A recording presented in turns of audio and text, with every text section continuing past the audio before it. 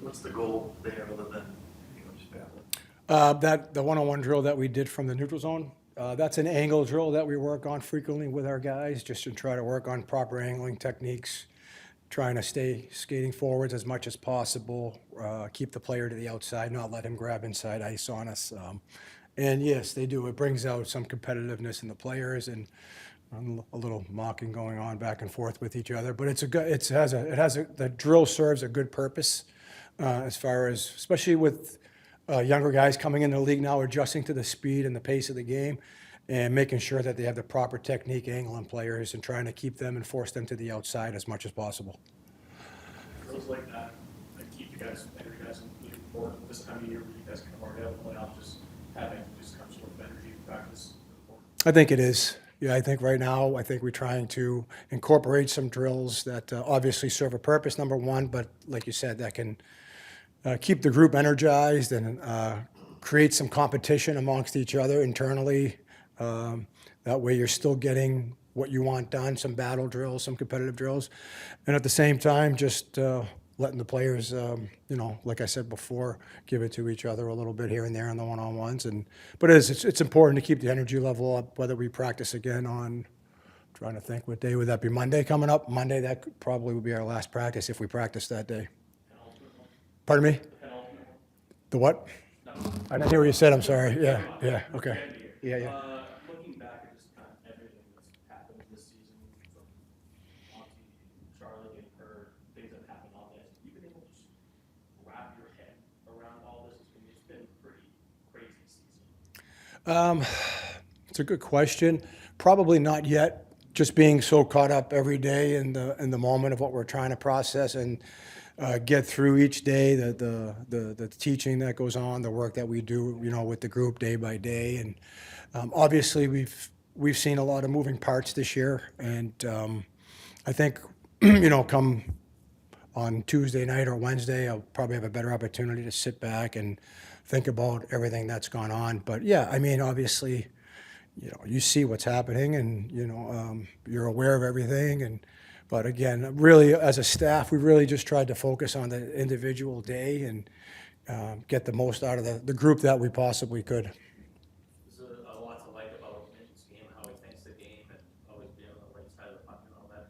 What are the things that you'd like to see him to work on as he goes into the summer? I think I said this the other day, Steve. Probably the number one thing will be his strength that he builds up over the summer. Just the importance of getting stronger in this league. He's still only 20 years old, and I think the time that he puts in, the commitment to his fitness in the off season is going to pay dividends for him coming into next year. That's one of the things. And typically, when you get stronger, your legs get stronger, your core, everything gets stronger. You'll become a little bit faster too, a little bit more, stronger on pucks. And I would say that's the one thing right now. The hockey sense seems to be in a good spot right now. He processes things fairly quick, whether it be, if we're trying to teach or whether he sees something himself. He sees things pretty quickly from there.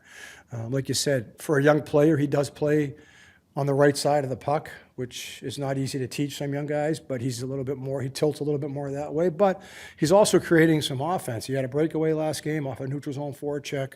He scored the other night in New Jersey. I thought that line played well. But I think the biggest thing would be that part for me. Yeah. Strength, would that improve the face-off, you think? Oh, for sure. I think, when you're digging in down low against, the Crosbys and the Malkins tomorrow night, or, those guys they're strong, right? And so, yeah, part of it is timing, part of it is strength, part of it is experience too in the face-off circle, an area that as time goes on, you get a little bit better. You understand what you can get away with and what you can't get away with. Typically, the younger guys, they don't get away with as much as the experienced players, and he'll figure that out too as he goes along.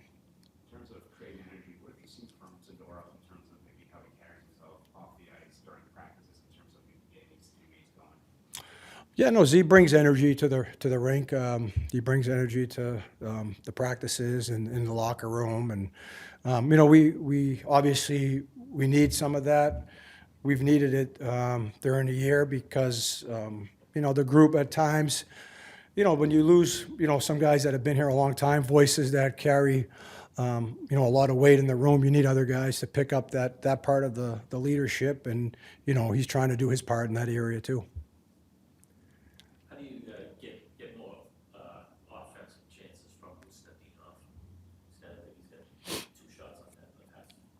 Yeah, I think Kusti lately has been looking to pass first again, where when he first got here, he seemed to be putting more pucks towards the net.